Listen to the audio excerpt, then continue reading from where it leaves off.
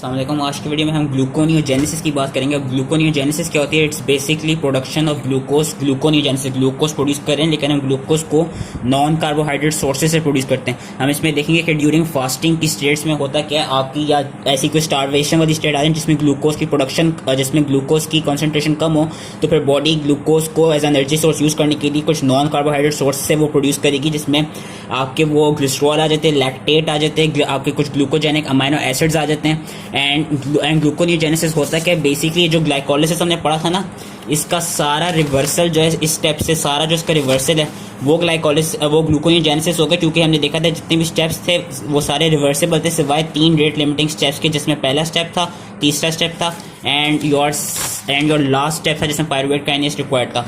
तो होता क्या है कि सबसे पहले हम इसके थ्रू ही बात करते हैं। जो आपका जो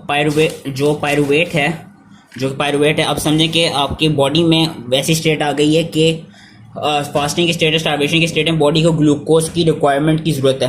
तो होगा क्या? Pyruvate with the help of enzyme pyruvate carboxylase होगा क्या? जो पायरुवेट है with the help of enzyme pyruvate carboxylase convert होगा ऑक्सैलो एसीटेट में। एंड ये जो पायरुवेट कार्बोक्सिलेज है ना, ये बेसिकली इसको एक कोएंजाइम रिक्वायर्ड होता है in the form of biotin. इन्होंने पायरुवेट कार्बोक्सिलेज दिखाया हुआ है। पायरुवेट को ऑक्सैलो एसीटेट में कन्वर्ट होने के लिए तो CO2 की रिक्वायरमेंट होगी एंड बायोटिन की रिक्वायरमेंट होगी। बायोटिन एज अ को फैक्टर यूज होता है पायरुवेट कार्बोक्सिलेज के लिए। एंड होता क्या है कि ये साथ में ATP भी रिक्वायर्ड होती है एंड इस स्टेप को एसिटाइल CoA एक्टिवेट करता है। जो एसिटाइल CoA होते हैं ना, वो बेसिकली पायरुवेट कार्बोक्सिलेज का एक्टिवेटर के फॉर्म में यूज होता है और वो कराता है कि पायरुवेट को ऑक्सैलो एसीटेट में कन्वर्ट कर देता है। अब होता क्या है, जो ऑक्सैलो एसीटेट है उसने कन्वर्ट होना है फॉस्फोइनोल पायरुवेट में, लेकिन होता क्या है कि जो ये सारा स्टेप हो रहा है माइटोकॉन्ड्रिया के अंदर। हम कुछ वीडियोस बाद कुछ शटल सिस्टम्स की भी बात करेंगे। कुछ आपकी बॉडी में शटल्स होती हैं जिस तरह malate aspartate shuttle and glycerol three phosphate shuttle. लेकिन उससे पहले अब होता क्या, जो ऑक्सैलो एसीटेट है, since it is impermeable it can not easily transport through the cell membrane of mitochondria. तो होता क्या, ऑक्सैलो एसीटेट कन्वर्ट होता है मैलेट में with the help of mitochondrial malate dehydrogenase. Mitochondrial malate dehydrogenase oxaloacetate को malate में convert करता है, जिसकी वजह से मैलेट इजीली पास कर लेते हैं। अब जब मैलेट साइटोसोल में आ जाते हैं ना, तो साइटोसोल में साइटोसोलिक मैलेट डिहाइड्रोजिनेस होता है। वो क्या कराता है, वो मैलेट को ऑक्सैलो एसीटेट में कन्वर्ट कर देता है। अब होता क्या है, हम देख सकते हैं इन दोनों स्टेप्स में इस स्टेप्स में जो NADH है वो प्रोड्यूस हो रहा है। देखिए यहाँ पे NADH यूज्ड अप हुआ, फिर हम यहाँ पे देख सकते हैं कि NADH प्रोड्यूस हो रहा है। एंड होता क्या है कि फिर बाद में जो ऑक्सैलो एसीटेट है वो कन्वर्ट हो जाता है किसमें? फॉस्फोइनोल पायरुवेट में। और फॉस्फोइनोल पायरुवेट में कन्वर्ट होने के लिए एक और एंजाइम होता है जिसका नाम होता है PAPCK। PAPCK is basically short form of phosphoenol pyruvate carboxykinase. Phosphoenol pyruvate carboxykinase oxaloacetate को फॉस्फोइनोल पायरुवेट में कन्वर्ट करता है और यहाँ पे GTP as a source of energy use करता है एंड वी कैन सी के CO2 को ये लिबरेट कर देता है। अब होता क्या है कि जब फॉस्फोइनोल पायरुवेट बन गया, अब ये जो सारे स्टेप्स हैं अब होंगे ये, क्योंकि हमने ग्लूकोज बनानी है, तो होगा कि जो ग्लाइकोलिसिस के सारे रिवर्सिबल स्टेप्स हैं वो अब इन रिवर्स आना शुरू हो जाएंगे। अब फॉस्फोइनोल पायरुवेट से 2-फॉस्फोग्लिसरेट बन जाएगा, 2-फॉस्फोग्लिसरेट से 3-फॉस्फोग्लिसरेट, फिर 1,3-बिसफॉस्फोग्लिसरेट, फिर ग्लिसरैल्डिहाइड 3-फॉस्फेट। और फिर होगा क्या, जब तक ये फ्रुक्टोज 1,6-बिसफॉस्फेट तक नहीं पहुंच जाता। जैसे ये फ्रुक्टोज 1,6-बिसफॉस्फेट पे पहुंच जाएगा, अब फ्रुक्टोज 1,6-बिसफॉस्फेट ने कन्वर्ट होना होगा फ्रुक्टोज 6-फॉस्फेट में। लेकिन वी नो कि ये भी एक इरिवर्सिबल स्टेप है, क्योंकि फ्रुक्टोज 6-फॉस्फेट थ्रू फॉस्फोफ्रुक्टोकाइनेस 1 कन्वर्ट होता है फ्रुक्टोज 1,6-बिसफॉस्फेट में। अब हमने फ्रुक्टोज 1,6-बिसफॉस्फेट को फ्रुक्टोज 6-फॉस्फेट में कन्वर्ट करना है, तो उसके लिए होगा क्या, उसके लिए जो एंजाइम रिक्वायर्ड होगा उस एंजाइम का नाम होगा फ्रुक्टोज 6-बिसफॉस्फेटेस। फ्रुक्टोज 1,6-बिसफॉस्फेटेस जो है, जो कि मैंने यहाँ दिखा है, फ्रुक्टोज 1,6-बिसफॉस्फेटेस फ्रुक्टोज 1,6-बिसफॉस्फेट को फ्रुक्टोज 6-फॉस्फेट में कन्वर्ट कर देगा। एंड बेसिकली ये जो एक्टिवेटर्स थे ग्लाइकोलिसिस के वो थे इनहिबिटर ग्लूकोनियोजेनेसिस के। तो ग्लूकोनियोजेनेसिस में क्या होगा कि जो इनहिबिटर हैं ग्लाइकोलिसिस के, अब ये बन जाएंगे एक्टिवेटर ग्लूकोनियोजेनेसिस के। तो जिस तरह AMP अब बन जाएगा, AMP इनहिबिटर बन जाएगा ग्लूकोनियोजेनेसिस का, वेरस ATP आपका एक्टिवेटर बन जाएगा ग्लूकोनियोजेनेसिस का। और जो फ्रुक्टोज 6-बिसफॉस्फेट है ये इनहिबिटर बन जाएगा ग्लूकोनियोजेनेसिस का, लेकिन ये एक्टिवेटर होता है ग्लाइकोलिसिस का। अब इसमें क्या होता है कि वी नो कि जब आपकी स्टार्वेशन वाली स्टेट होती है, फास्टिंग स्टेट होती है, तो उसमें ग्लूकागॉन ज्यादा इंक्रीज हुआ होता है। मैंने कहा था जैसे ही ग्लूकागॉन इंक्रीज होगा, ग्लूकागॉन इंक्रीज होने से होगा क्या, CMP प्रोड्यूस होगा। CMP क्या करेगा, प्रोटीन काइनेस को एक्टिवेट करेगा। प्रोटीन काइनेस ये ने क्या करना है, एक हमने बायफंक्शनल प्रोटीन पड़ी थी जिसका नाम था फॉस्फोफ्रुक्टोकाइनेज 2। फॉस्फोफ्रुक्टोकाइनेज 2 में दो मायोटीज थी, एक तो काइनेज वाली और एक फ्रुक्टोज 2,6 बिस्फॉस्फेटेज और एक फॉस्फेटेज वाली। अब होता क्या है कि ये जो अपनी फॉस्फोराइलेटेड फॉर्म है, फॉस्फोराइलेटेड फॉर्म में हमने पढ़ा था ग्लाइकोलाइसिस में भी आई बिलीव के जो काइनेज वाली मोइटी वो इनएक्टिव रहेगी, वेरस जो फॉस्फेटेज वाली मोइटी वो एक्टिवेट हो जाएगी। तो होगा क्या, सिंस ग्लूकागॉन प्रेजेंट है, ग्लूकागॉन ने प्रोटीन काइनेज ए को एक्टिवेट किया, प्रोटीन काइनेज ए ने इस प्रोटीन को इस चीज को फॉस्फोराइलेट कर दिया। फॉस्फोराइलेट करने से क्या होगा कि उसकी फॉस्फेटेज वाली मोइटी वो एक्टिवेट हो जाएगी। जब इसकी फॉस्फेटेज वाली मोइटी एक्टिवेट हो जाएगी तो उससे होगा क्या कि जो फ्रुक्टोज 2,6 बिस्फॉस्फेट है वो अब थ्रू फॉस्फेटेज कन्वर्ट हो जाएगा फ्रुक्टोज 6 फॉस्फेट में, एंड जो फ्रुक्टोज 1,6 बिस्फॉस्फेटेज है वो एंजाइम भी एक्टिवेट हो जाएगा, और वो एंजाइम एक्टिवेट होने से होगा क्या, फ्रुक्टोज 1,6 बिस्फॉस्फेटेज फ्रुक्टोज 6 फॉस्फेट में कन्वर्ट हो जाएगा।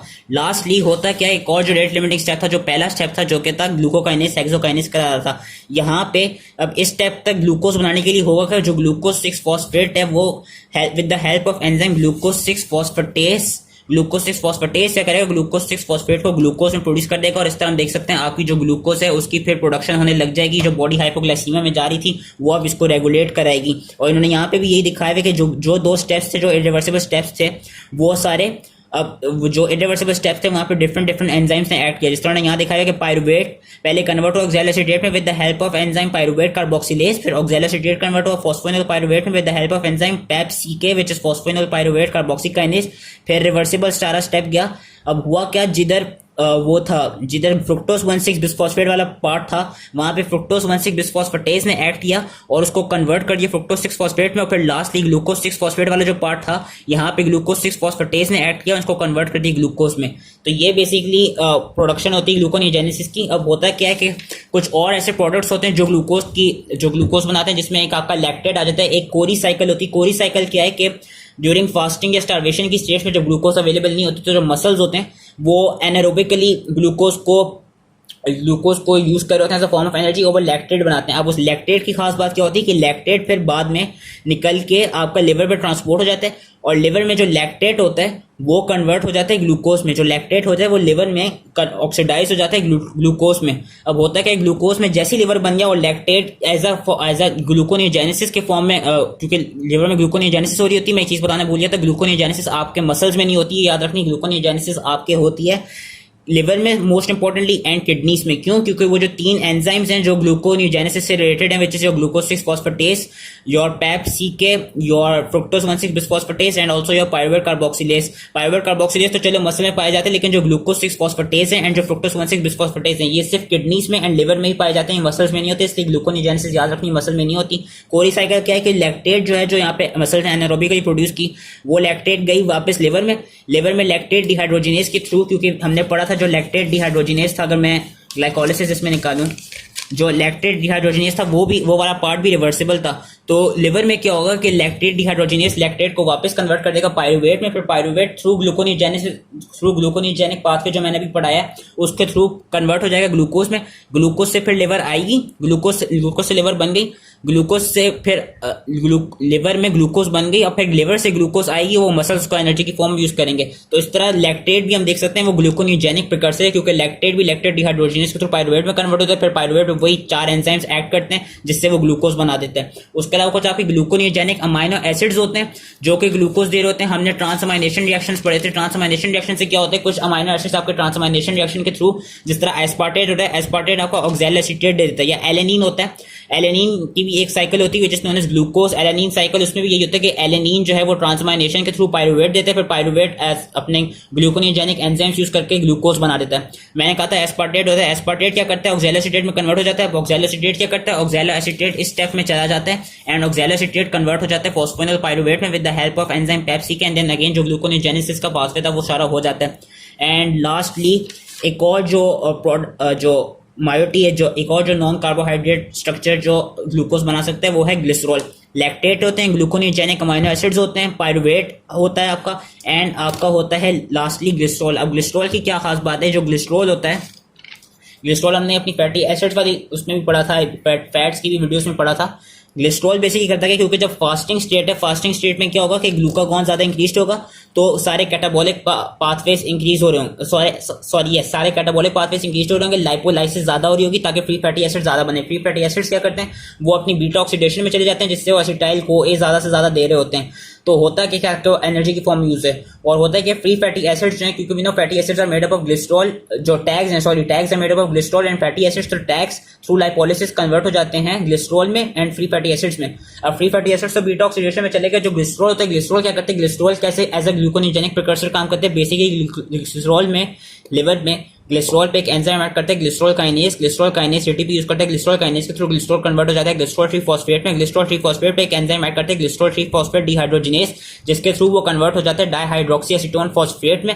अब डाइहाइड्रोक्सी एसीटोन फॉस्फेट का काम क्या है कि जो डाइहाइड्रोक्सी एसीटोन फॉस्फेट है, क्योंकि हमने पढ़े थे रिवर्सिबल स्टेट थे, तो डाइहाइड्रोक्सी एसीटोन फॉस्फेट पीछे को चला जाएगा रिवर्सिबली, फ्रुक्टोज 1,6 बिस्फॉस्फेट में कन्वर्ट हो जाएगा एंड अगेन फ्रुक्टोज 1,6 बिस्फॉस्फेटेज यहाँ ऐड करेगा, जिससे फ्रुक्टोज 6 फॉस्फेट बना, फिर ग्लूकोज 6 फॉस्फेट बनेगा, फिर ग्लूकोज 6 फॉस्फेटेज ऐड करेगा, जिससे वापस ग्लूकोज बन जाएगा। तो ये सारी ग्लूकोनिजेनिक प्रिकर्सर्स थे एंड इसकी रेगुलेशन में करा कौन रहा होता है, जो आपका हार्मोन है ग्लूकागॉन एंड एएमपी। एएमपी एक तो करा होता है क्योंकि एएमपी का मतलब है कि जो सेल्स हैं उनमें लो एनर्जी स्टेट्स होंगे, तो जब एटीपी, सॉरी जो एटीपी होते हैं वो करा रहा होता है एंड आपका ग्लूकागॉन मोस्ट इंपॉर्टेंटली करा रहा होता है। ग्लूकागॉन कैसे करा रहा होता है, एक इस तरह करा रहा होता है कि ग्लूकागॉन अपने रिसेप्टर्स पे एक्ट करता है, जी प्रोटीन कपल रिसेप्टर पे, जिससे वो सीएमपी को एक्टिवेट कराता है। सीएमपी क्या करती है, प्रोटीन काइनेस ए को एक्टिवेट करती है, और प्रोटीन काइनेस ए क्या करता है, प्रोटीन काइनेस ए फिर प्रोटीन्स को फॉस्फोराइलेट कर देता है, जिस तरह वो पायरुवेट काइनेस को फॉस्फोराइलेट कर देता है।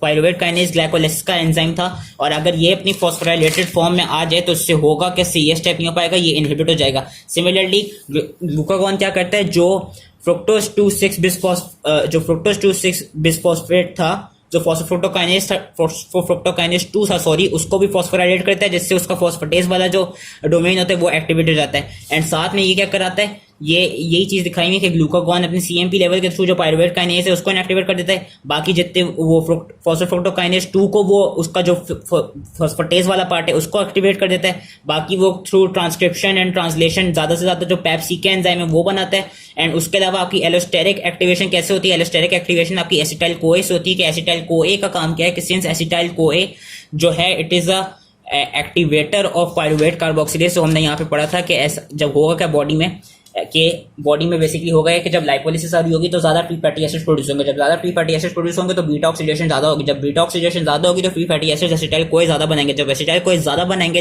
तो होगा क्या, लिवर के अंदर जो एसिटाइल कोए ज्यादा बने होंगे वो पायरुवेट कार्बोक्सिलेज जो एंजाइम है उसका एज एक्टिवेटर काम करेंगे, जब वो एज एक्टिवेटर काम करेंगे तो पायरुवेट कार्बोक्सिलेज के थ्रू पायरुवेट कन्वर्ट हो जाएगा ऑक्सैलोएसीटेट में, एंड देन ऑक्सैलोएसीटेट अगेन सारे इन स्टेप्स के थ्रू फॉस्फोनेट पायरुवेट में, एंड देन सारे वो जो मैं पिछले स्टेप्स करा चुका हूं उनके थ्रू रिवर्सिबली जाके ग्लूकोज की प्रोडक्शन हो जाएगी। So that was it. I hope ये इजीली समझ में आ गया, and thank you.